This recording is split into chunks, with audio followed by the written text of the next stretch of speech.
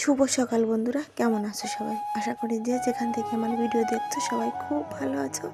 আর আমরাও কিন্তু বেশ ভালোই আছি, ঠাকুরের আশীর্বাদে আর তোমাদের ভালোবাসায়। বাংলাদেশের বাগেরহাট জেলার ছোট্ট একটা গ্রাম থেকে আমি সুপ্রিয়া চলে আসলাম আরও একটা নতুন ভিডিও নিয়ে। তোমরা সঙ্গে থাকো। সারাদিন কি করি না করি একটু একটু করেই তোমাদের সঙ্গে শেয়ার করার চেষ্টা করব। আশা করি তোমাদের একটু হলেও ভালো লাগবে। আর তোমাদের কাছে অনুরোধ রইল ভিডিওটি স্কিপ না করে দেখার। চলো তাহলে ভিডিওটা স্টার্ট করি, তোমরা সঙ্গে থাকো আর দেখতে থাকো। সকাল সকাল দেখো, ঘুম থেকে উঠে আমি কিন্তু গ্যাসের চুলায় একটা তরকারি রান্না করে তোমাদের দাদাভাইকে দিয়ে দিয়েছি। ও খাওয়া দাওয়া করে কাজে চলেও গেছে। তারপর আমি চলে এসেছি চুলোটা লেপে নিতে, কারণ আরও কিন্তু রান্না আমার রয়ে গেছে। সেই রান্নাগুলো আমি চুলোই করে নেব। তারপর দেখো, ভাবলাম চুলোটা লেপে নিই, এই জন্য আগেই চুলোটা লেপে নিলাম। চুলোটা না একটা জায়গায় একটু ভেঙেও গেছে, তাই অনেকটা মাটি এনে সেই জায়গাটা সেরে নিলাম। আর কি জানো বন্ধুরা, আমি যতই তাড়াতাড়ি ঘুম থেকে উঠি না কেন, দেরি আমার কিন্তু হয়েই যাচ্ছে। জানি না কেন আমি কাজগুলো সময় মতো কমপ্লিট করে উঠতে পারছি না আর কি। তাই তাড়াহুড়ো করে আগেই গ্যাসে একটা তরকারি আর রাইস কুকারে ভাত রান্না করে তোমাদের দাদাভাইকে দিয়ে দিয়েছি। ও খাওয়া দাওয়া করে কাজে চলে গেছে। আর এখন কিন্তু প্রায় 7:30 মতো বেজেও গেছে। তারপর দেখো, তাড়াহুড়ো করে এখন আমি চুলোটা লেপে নিলাম সুন্দর করে। আর এবার চুলোয় কিন্তু রান্না বসিয়ে দেবো। চুলোটা আমার একদমই শুকায়নি। তারপরে কি করব বলো, দেরি হয়ে যাচ্ছে, এই জন্য আমি লেট না করে চুলোটা রান্নাটা বসিয়ে দিলাম আর কি। আগুন জ্বালিয়ে দিলে এমনিতেই শুকিয়ে যাবে বলো। আর দেখো, একটা তরকারি তো আমি রান্না করে নিয়েছি। আর এখন পেঁয়াজ কলি ভাজি করব আর ডাল শুকনো করব। আর আমি তো একদিন বাদে বাদেই ভিডিও দিচ্ছি, এই কারণে 2 দিনের ভিডিও কিন্তু একসঙ্গে তোমাদের সঙ্গে একটু একটু করে শেয়ার করার চেষ্টা করছি, যাতে আমার 2 দিনের আপডেট তোমরা পেয়ে যাও। তারপর দেখো, আজকে কিন্তু এই যে ভিডিওটা শুরু করেছি, এটা হচ্ছে বুধবারের ভিডিও। এটা বুধবারের সকালে রান্না বান্না আর কি। রাতের অনেকটা ডাল বেঁচে গিয়েছিল, সেই ডালটা আমি এখন শুকিয়ে নেব। আর এই সাইডে পেঁয়াজ কলি ভাজি করে নেব। আর কি রান্না করেছিলাম, আর একটা টক রান্না করেছিলাম, ভুলে গেছি কিসের টক সেটা, কিন্তু পরে তো তোমাদের দেখাবো, তখন তোমরা দেখতে পাবে। আর এখন কিন্তু সবাই ঘুম থেকে উঠেও পড়েছে, বাচ্চারা, শাশুড়ি মা, তারপর তোমাদের দাদাভাইকে খাইয়ে পাঠিয়ে দিয়ে আমি কিন্তু চা করে খেয়ে নিয়েছি। আর শাশুড়ি মাকে, 2 ছেলেকেও চা দিয়ে দিয়েছি। আমার ছোটো ছেলেটাও কিন্তু প্রতিদিন চা খায় আর কি। কী করব বলো, আমরা সবাই খাই, ওরও খেতে ইচ্ছে করে, ও খায়, কিন্তু ওরটা আমি একটু হালকা করেই করে দিই। কী করি জানো, আমাদের চাটা করার পর যখন ওকে চা দেই, তখন একটু গরম জল মিশিয়ে ওটা হালকা করে তারপর ওকে দিয়ে দিই। কী করব, যাতে ও টেরও না পায়। আবার যদি দেখে ফেলে তাহলে কিন্তু ওই চাটা ও আর খাবে না, তাই ওকে না দেখিয়েই জলটা আমি মেশাই। তারপর দেখো, এই যে পেঁয়াজকলি ভাজি করে নিচ্ছি আর কি। আর এই যে কিন্তু শীতে, এবার শীতে আর কি প্রথম পেঁয়াজকলি আনলো আমাদের। আর এই পেঁয়াজকলিটা খেতে কিন্তু আমার ভীষণ ভালো লাগে। আর তেমন একটা কেউ খেতেই চায় না আমাদের বাড়ির। চলো তাহলে কি কি রান্না করলাম একটু দেখে নাও। সবাই কম বেশি প্রায় খেয়েই নিয়েছে, বাচ্চারা তারা খেয়ে নিয়েছে, তোমাদের দাদাভাই খেয়ে গেছে, আর আমি আর মা আর আমাদের বাড়িতে যে দাদা থাকে উনি খেতে এখন বাকি আছি। এই যে পেঁয়াজকলি ভাজি, ডাল শুকনো, আর এটাকে বলে টক।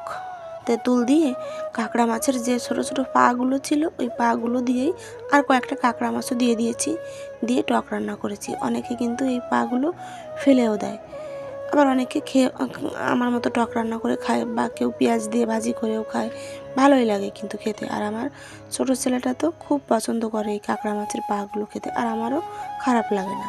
এই কারণে কিন্তু আমরা ফেলি না, আমরা রান্না করে খাই আর কি, যার যেটা ইচ্ছে, তাই না। তারপর দেখো, রান্নাবান্না শেষ করে চলে আসলাম বিছানাটা তুলে নিতে। আর একটা যে তরকারিটা রান্না করেছি, ওটা হচ্ছে পালং শাকের ঘন্ট।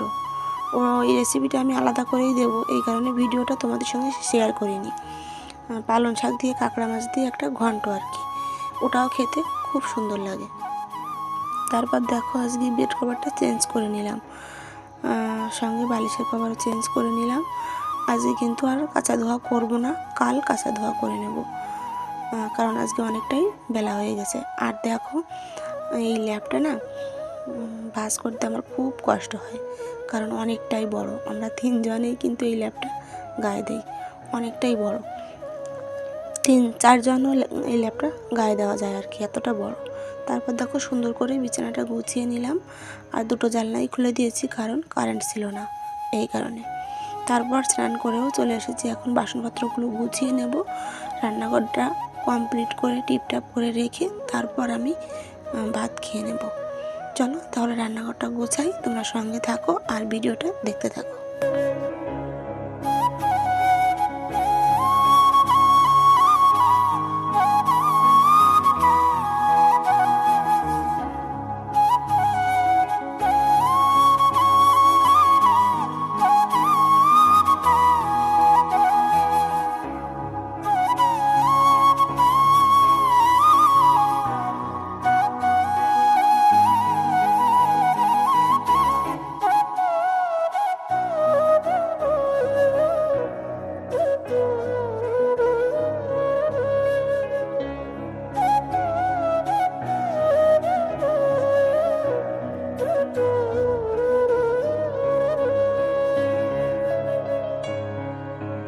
আর দেখো বন্ধুরা, আমার কথাগুলো একটু কেমন শোনা যাচ্ছে ভয়েসে, তাই না?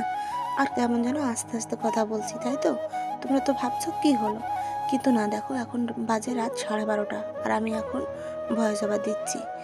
এই কারণে সবাই ঘুমিয়ে গেছে, তাই আমি আস্তে আস্তে করেই কথা বলছি। তারপর দেখো চলে আসলাম পরদিন সকালবেলা, আর আজকে বৃহস্পতিবার। সকাল সকাল দেখো নিয়ে এসেছে লোকাল মাছ। আমাদের রাস্তার উপর যে নদীটা একদম বাড়ির সামনে, এই নদীতেই কিন্তু আমাদের বাড়িতে যে দাদা থাকে, ওই দাদা জাল পেতেছিল। মাঝে মধ্যে কিন্তু এই জাল পেতে আমাদের মাছ ধরে আর কি নদী থেকে। আর এই জালটা কিন্তু গতকাল বিকেলবেলা আর কি তোমাদের দাদা ভাই কাছ থেকে ফিরে এসে জালটা পেতে রেখেছিল, আর সকাল সকাল আমাদের বাড়িতে যে দাদা থাকে ওই দাদা জালটা তুলে নিয়ে আসলো আর কি। মাছগুলো কেটে ধুয়ে পরিষ্কার করে নিয়ে চলে আসলাম রান্না করতে। আর এখন সকাল সকাল রান্না করব বেগুন ভাজি, আর ওই লোকাল যে পুঁটি মাছগুলো আর কি ওইগুলো ভাজি করব, মানে দেশি মাছ আর কি, নদীর মাছ ওইগুলো আর ভাজি করব। আর পালং শাক দিয়ে জাপানি পুঁটি মাছ ছিল একটা ফ্রিজে রাখা, সেটাও আমাদের ঘেরের মাছ। আর ওই যে কই মাছ দুটো দেখতে পেলে, ওই মাছ দুটো দিয়ে রান্না করব, পালং শাক দিয়ে আলু দিয়ে ওলকপি সঙ্গে মিক্স করে একটা তরকারি। চলো তাহলে দেখো যে রান্নাটা আমি বসিয়েও দিয়েছি, মাছগুলো ভেজে নিচ্ছি, তারপর তরকারিটাও রান্না করে নেব। চলো তোমরা সঙ্গে থাকো আর দেখতে থাকো। আর হ্যাঁ, এখনও যারা আমার ভিডিওতে আছো তাদের জানাই অনেক অনেক ধন্যবাদ আমার মন থেকে, আর অনেক অনেক ভালোবাসা। তোমরা যে এতক্ষণ ধৈর্য ধরে আমার ভিডিও দেখছো তার জন্য। তোমরা এইভাবেই আমাকে সাপোর্ট করো, যাতে তোমাদের ভালোবাসায় আমি একটু এগিয়ে যেতে পারি। দেখো লবণ, হলুদ আর একটু চিনিও কিন্তু মিশিয়ে নিয়েছি এই বেগুনের সঙ্গে, যাতে তেলটা একটু কম লাগে আর কি। চিনি মাখিয়ে দিলে কিন্তু তেলটা বেগুনে একটু কম লাগে। তারপর দেখো রান্নাবান্নাও আমি শেষ করে নিয়েছি।